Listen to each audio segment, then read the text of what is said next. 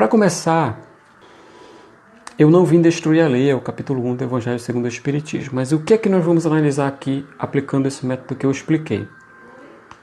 Evangelho de Mateus, capítulo 5, do versículo 17 e 18. Não penseis que eu vim destruir a lei, ou os profetas. Não vim destruir, mas cumprir.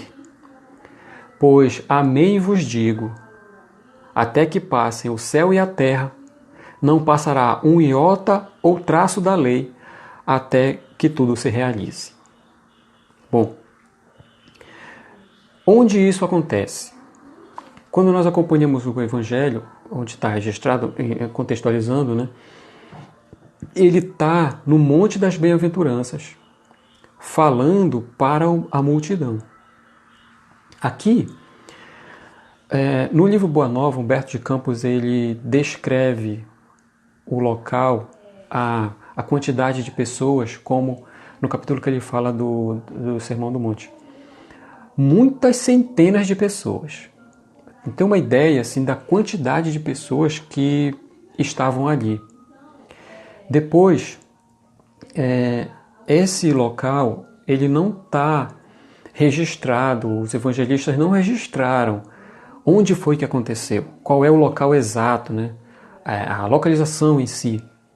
É conhecido como o Monte das Bem-aventuranças. Mas há, pela tradição religiosa e histórica das pesquisas, um local lá na região, né, em Israel, que acredita-se ter sido o local onde Jesus estava quando ele pronunciou o Sermão do Monte, incluindo essa parte aqui. E uma coisa interessante, para a gente ter uma ideia de como é o local. Em 2000, houve uma visita do então Papa, o Papa João Paulo II, a esse local que acredita-se ser o Monte das Bem-aventuranças.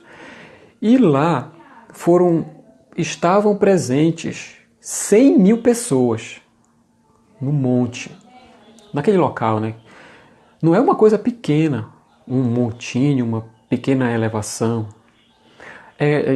Talvez a gente consiga caracterizar quase como uma montanha mesmo, para se ter uma ideia do espaço que é.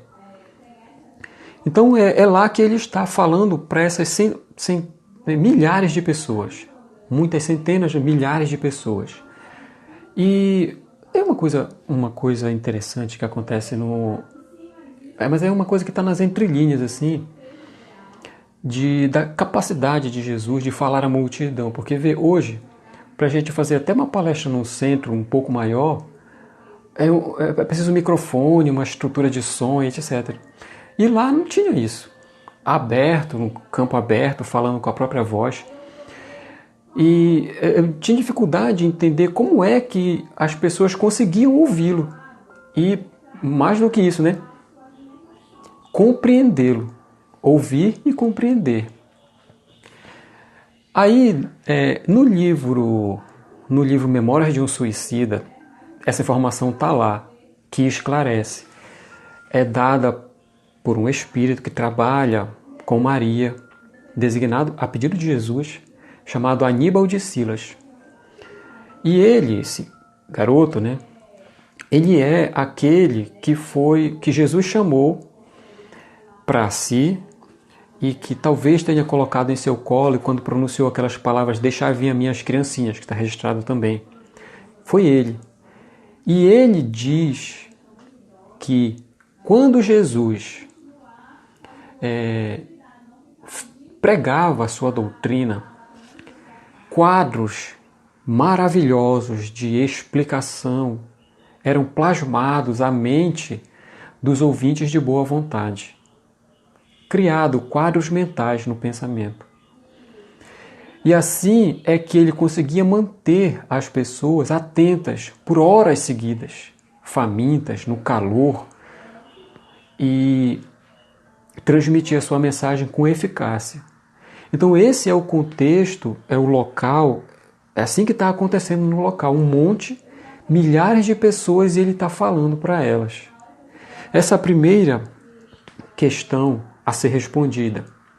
É o que está acontecendo ali. Quem é que está lá?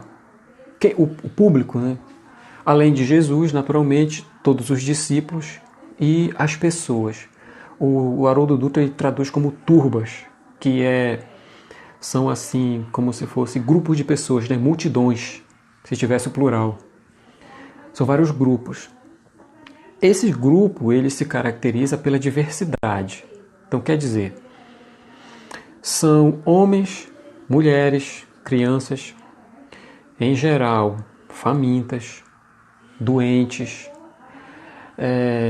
Os doentes de várias enfermidades, cegos, paralíticos, coxos, surdos, mudos, obsediados de todo tipo, os lunáticos, como também eram designados, leprosos.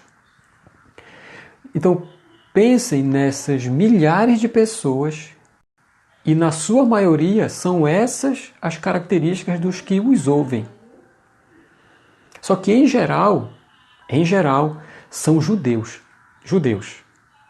Essa é uma informação importante para a gente entender as palavras que ele usa nessa situação para transmitir sua mensagem. São os judeus. Ali, outra informação interessante é que essa época na Palestina do tempo de Jesus, descrito por um historiador que apesar do seu livro ele ser um livro meio materialista, assim, não consegue ver Jesus além dessa vida. Uma informação interessante histórica que ele dá é que a essa época 97% da população era analfabeta. Então esse é o público que está lá. Essas são as pessoas que estão ouvindo Jesus. E o que é que eles estão ouvindo? Ou seja, qual é o conteúdo da mensagem? Sobre o que Jesus está falando? Ali, pelas palavras e pelo contexto que ele selecionou, ele está falando das leis divinas, das leis do Criador, às quais todos nós estamos submetidos. É isso que ele está falando.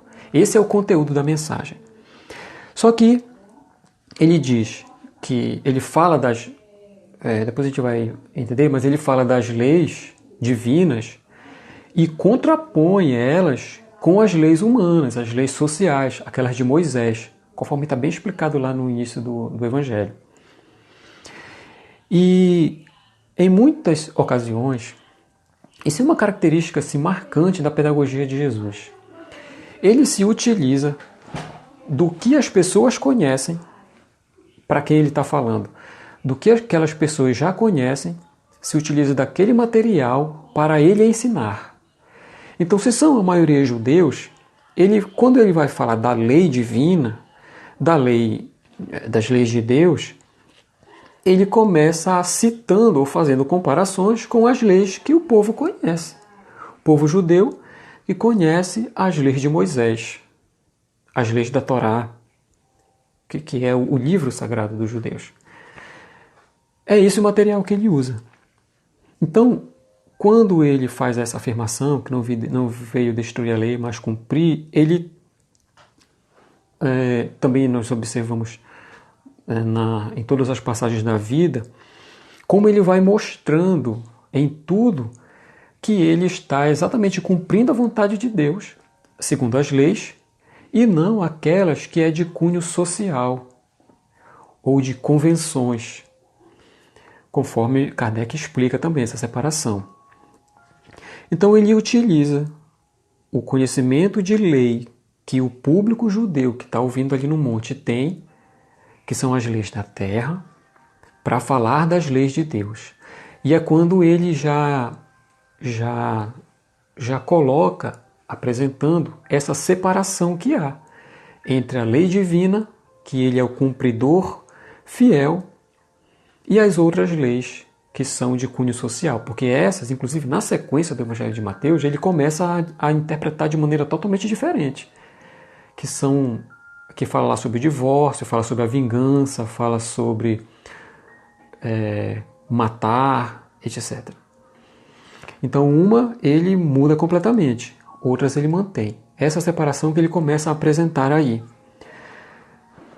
E quando o ouvinte judeu, né, ele ouve essas palavras, quando ele ouve ele falando da lei, que é a Torá, dos profetas, tudo isso traz à sua mente um colorido assim, especial. Porque eles sabem do que Jesus está falando. Eu até assim arrisco a dizer, se fosse nosso tempo hoje, Jesus estivesse presente aqui, por exemplo, para ensinar, utilizaria das coisas que a gente conhece. Seja da cultura popular, do futebol, da música. Dependendo de com quem ele está falando, ele usa o material que a pessoa tem no seu conhecimento para ensinar em cima daquilo. Porque assim ela consegue compreender, porque ela já tem uma base. Ele apenas aprimora o conhecimento que os outros já têm. É isso que acontece quando eles ouvem Torá e os profetas, ou a lei e os profetas. Essa palavra, Torá, ela é uma palavra hebraica. Literalmente, ela significa ensinamento, ou então doutrina, o significado no hebraico, né? Mas no Novo Testamento, como se utiliza o grego para escrever, é uma outra designação. Ela é colocada como uma palavra que significa lei. Lei. Por isso é que vem traduzido lei e os profetas, mas se fosse no hebraico seria Torá os profetas. E por isso que se fala assim, lei de Moisés, tal. E não, se fosse em hebraico, os ensinamentos de Moisés, não fala lei. Então, quando o judeu lá no monte, quando aquelas pessoas ouvem Jesus falar Torá, muitos significados essa palavra pode ter para quem ouve. São 5. O primeiro significa o seguinte, os livros de Moisés, que é o Pentateuco, que é a Gênesis, Deuteronômio, Números, Êxodo, e outro que eu não lembro. Pode ser esse significado, só Moisés. Pode ser esses 5 livros, mais os livros dos profetas e mais os escritos.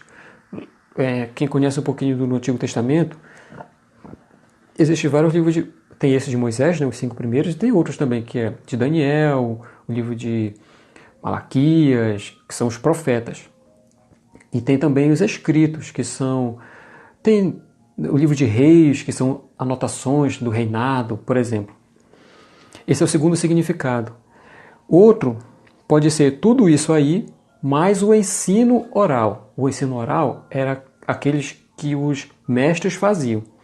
É mais ou menos como a gente faz hoje no meio espírita. Nós lemos um texto do Evangelho e depois a gente explica para alguém numa palestra ou num estudo. Mas é aquilo que eu entendi, naturalmente fundamentado, e aí eu transmito para os outros. Paralelamente, é mais ou menos a mesma coisa que os rabinos faziam. Isso passou depois, com o tempo, a ser conhecido como a tradição oral, em função do analfabetismo que era corrente. Algumas pessoas detinham essa capacidade do estudo, né? De escrever e de ler, e assim entender e falar para aqueles que não podiam fazer isso. Esse é o terceiro significado, incluindo Moisés, os escritos, os profetas e a tradição oral. Além disso, todos esses outros e mais as instruções dos rabinos, que aí já começa a ampliação dos significados, como tem, por exemplo, a lavagem das mãos e outros ritos de pureza. Então, tudo isso são coisas que foram sendo acrescidas. Então, são esses os significados possíveis. Mas qual é o que o povo judeu entendeu na hora que Jesus falou? Como é que a gente vai saber? É fácil, na verdade, porque Jesus fala a lei e os profetas. Então, como ele incluiu os profetas na frase dele, o primeiro significado da lei está se referindo aos livros de Moisés. Então, quando ele fala que não veio destruir a lei ou os profetas, ele está falando especificamente da mensagem que vem de Deus. Nós já vamos entender por quê. A profecia, ou os profetas, a profecia ela é entendida, nesse contexto, lá atrás, como uma declaração que a pessoa faz inspirada por Deus. Então, quando isso acontece, ocorre uma profecia. E os profetas eram, naquele contexto, homens e mulheres que eram chamados por Deus para falar aos homens. Então, Deus utilizava daquelas pessoas para transmitir sua mensagem aos outros. Esses eram os profetas. Então, daí, os profetas eles têm uma característica importante na sociedade. Não são qualquer grupo, porque a conexão deles é direta com Deus. Pois bem, em geral, há vários significados, né? Profeta, profetiza, etc. Mas é aquele porta-voz de Deus. É isso. Tem uma diferença entre na religião entre o profeta, dentro do contexto judaico, e o sacerdote. O profeta, como nós já vimos, ele recebe a mensagem de Deus e transmite aos homens. Esse é o papel dele. O sacerdote, ele faz o contrário. Ele pega a mensagem dos homens e leva a Deus. Então, os sacerdotes, eles têm esse ofício no templo religioso. Eles são o meio que ligam os homens a Deus. Então, quando as pessoas querem ir se encontrar com Deus, no templo de Jerusalém, no templo de Salomão lá, eles fazem isso por meio do sacerdote. É por isso que ocorrem os sacrifícios, as ofertas, aquelas coisas lá que a gente vê no Evangelho. O sacerdote recebe das pessoas. Então, quando as pessoas têm que falar alguma coisa com Deus, isso é simbolicamente, tá? É por meio do sacerdote. Mas quando Deus quer falar aos homens, ele usa o profeta. Então, os profetas, nesse sentido, utilizado por Jesus, é aquela mensagem que vem de Deus. Só. Então ele fala de Moisés, que é Moisés e dos profetas, ou seja, o livro de Moisés e dos profetas, ou seja, a mensagem que vem de Deus. Então, ele não veio destruir lei nenhuma, né? Diz os profetas ou a lei ou os profetas, mas ele veio cumprir. Aí, concentra então o significado das palavras que ele usou para as pessoas ali no monte, dizendo que ele está ali para cumprir a lei de Deus, as leis naturais. Então é por isso que ele faz as coisas no sábado, os discípulos e ele mesmo não lavam as mãos, porque isso é acréscimo posterior de ensino dos rabinos e dos doutores da lei, porque interpretavam. Então, eles restringindo as suas palavras somente aquilo que vem de Deus, diz que está lá para cumprir aquilo. Então, tem nesse contexto de afirmação que ele faz, é isso. Cumprir exclusivamente a mensagem de Deus que vem através desses mensageiros. No caso lá, Moisés e todos os profetas, dentro desse entendimento do profeta. Aí, em relação à palavra, uma palavra que é explorada também no Evangelho segundo o Espiritismo, que é o cumprir, acontece uma coisa interessante aqui. Vejam, o livro de Mateus, a gente entender o que essa palavra significa. No livro de Mateus, ele é muito interessante porque ele, como judeu, ele escreve para os judeus também, que já começavam a acreditar e a aceitar Jesus. Então, o que ele faz no Evangelho dele? Ele faz uma conexão do passado, na história de Israel toda. Por isso que ele começa com a genealogia de Jesus. Porque ele liga Jesus como Messias, ele quer dizer que Jesus é o Messias da tradição. Então ele faz uma ligação desde de Davi, porque na linhagem o Messias devia ser na linha de Davi. Ele começa pela genealogia até chegar em Jesus. Depois, quando ele começa a escrever a vida de Jesus, ele faz uma coisa como um escritor, é muito inteligente isso. Ele coloca a história de Jesus, porque isso é da tradição também. ele coloca a história de Jesus como uma repetição da história de Israel. Olha só o que acontece. Primeiro, ele faz, entre aspas, tá? Ele faz Jesus vir do Egito, porque o povo, junto com Moisés, também veio do Egito. Ele é tentado no deserto, assim, sofre no deserto a tentação, assim como o povo hebreu sofreu no deserto, naqueles anos de peregrinação. Deu um pause. Vou continuar. Ele destaca Jesus atravessando o Rio Jordão, a semelhança da travessia do Mar Vermelho que fez Moisés. E aqui nesse contexto, ele está no monte proclamando a sua lei, a lei de amor. Assim como Moisés recebeu no Monte Sinai os mandamentos da lei de Deus. Então ele faz esse paralelo literário para ir justificando ou demonstrando que Jesus é o Messias. Ou seja, ele quer dizer assim, está acontecendo tudo o que estava previsto. E a coisa...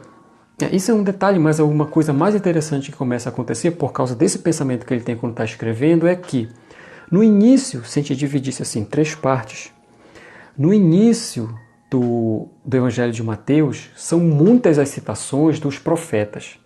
Então ele começa a fazer referência várias o que para a gente seria o Antigo Testamento, né? A Torá, dizendo que o profeta já tinha previsto isso, como disse o profeta, tal, tal, tal. Então no início há uma grande quantidade de citações, porque ele está reforçando. Só que conforme vai passando, conforme vai seguindo o Evangelho, o seu relato, essas referências começam a ficar mais espaçadas. Elas vão parando de acontecer. Quando isso acontece, é a mensagem de Jesus que está tomando destaque. Ele está demonstrando que o conteúdo que Jesus está colocando, ele é mais importante assim, no sentido de ser superior. Não é uma repetição, uma repetição fiel, é uma continuidade. Só que a partir daquele momento começa a dar destaque para a mensagem de Jesus, demonstrando a sua superioridade moral. Aí é que entra o sentido dessa palavra, que é a palavra cumprir, que ele utiliza, né, que é utilizado na tradução. O que significa essa palavra? Bom, é uma palavra grega chamada plerosai, que significa, além de significa cumprir também, isso aí, tá? Só que ela tem outros significados. Um deles imagine assim um copo que está com a metade com água, né? Então, vamos dizer que a nossa tendência filosófica é ver o copo meio cheio, tá? Então ele não está completo. Esse termo ele significa quando se coloca outra quantidade de água para encher o copo. Então antes o conteúdo não estava completo e depois ele foi completado. Então essa palavra ela traz essa ideia de que algo já existia, mas ele não estava completo. Isso é a palavra cumprir. Quando ele fala assim, não vim destruir, mas eu vim cumprir, a gente pode entender também que ele veio completar. Ou seja, o entendimento que se tinha de Deus até aquele momento, antes de Jesus chegar, ele existia, mas era parcial. Se compreendia, podemos dizer, a justiça divina nas manifestações que Moisés utilizou para legislar, mas faltava o conhecimento do amor de Deus. Isso é que Jesus completa. Então a palavra dá certinho, porque é o que os Espíritos dizem lá no Evangelho, quando eles comentam, acho que é o item 3, quando falam de Jesus, que ele veio desenvolver, ele veio completar. Já se tinha uma ideia e ele a desenvolve. Então vejam que já está lá, o sentido já está lá, no texto do Evangelho.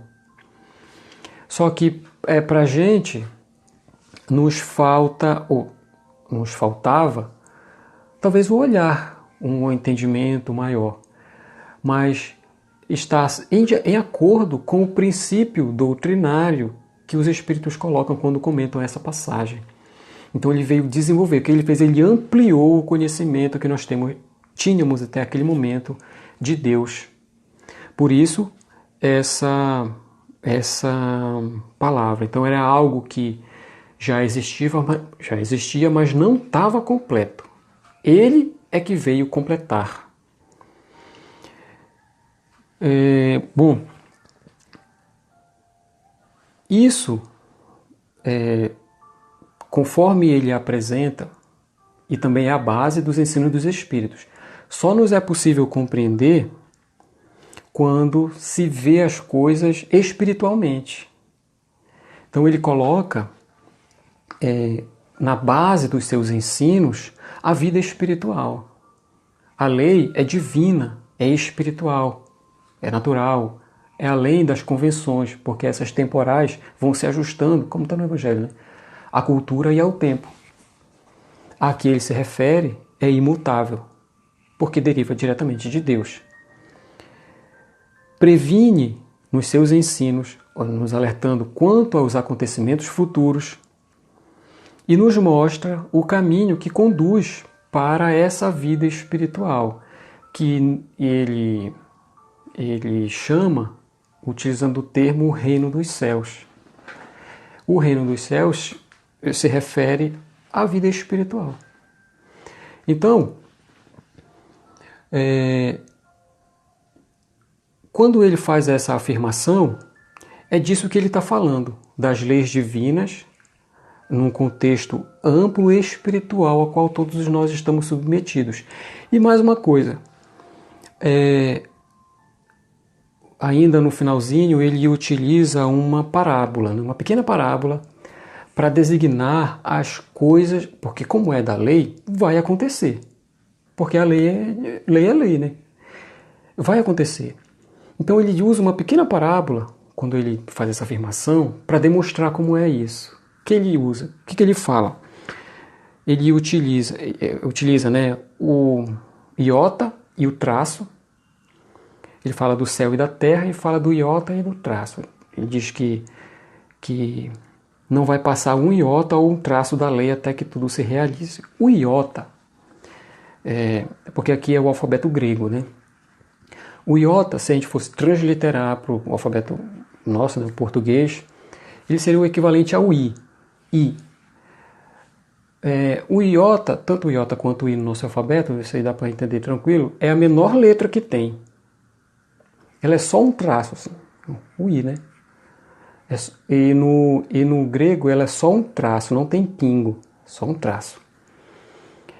Então ele fala que aquilo que é da lei, que está escrito, até a menor coisa vai acontecer, que é o iota.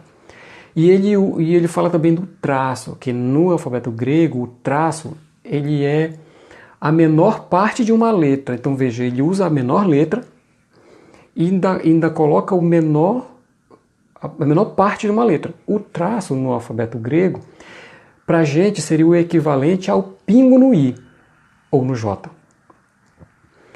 Então, o que isso quer dizer? Que tudo vai se cumprir, nos detalhes mínimos não adianta, nas menores coisas vai ser cumprida a lei. Assim é que ele explica para o povo que está naquele momento, e depois o Espírito desenvolve isso, dizendo das determinações de Deus para o mundo, porque a lei divina vai se cumprir. Exatamente o que a gente começa, isso está presente lá na Gênesis, no final, está também no Evangelho segundo o Espiritismo, no Livro dos Espíritos, a questão da mudança do mundo, a transformação dos espíritos, a predominância gradual, mas certa do bem. Isso é a lei que determina. Então, embora, diz Jesus, todos os acontecimentos, porque se a gente olhar literalmente até dá para entender quando ele fala os céus e a terra podem passar.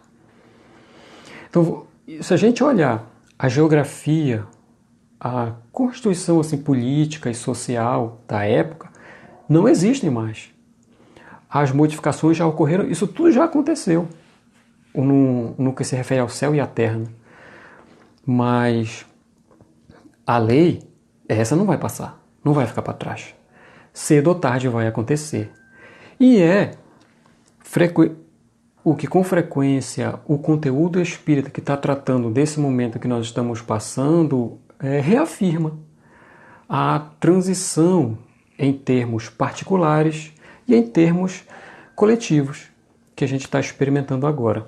Dentro desse contexto que eu queria apresentar, mais ou menos essa abordagem contextual, né, através desse método, termina aqui. O Emmanuel está fazendo uma pergunta aqui, ele está perguntando qual é o entendimento que podemos ter de nossa participação enquanto cristãos nesse desenvolvimento espiritual hoje. Isso eu acabei de falar, né? Nós estamos em meio... uma outra coisa importante.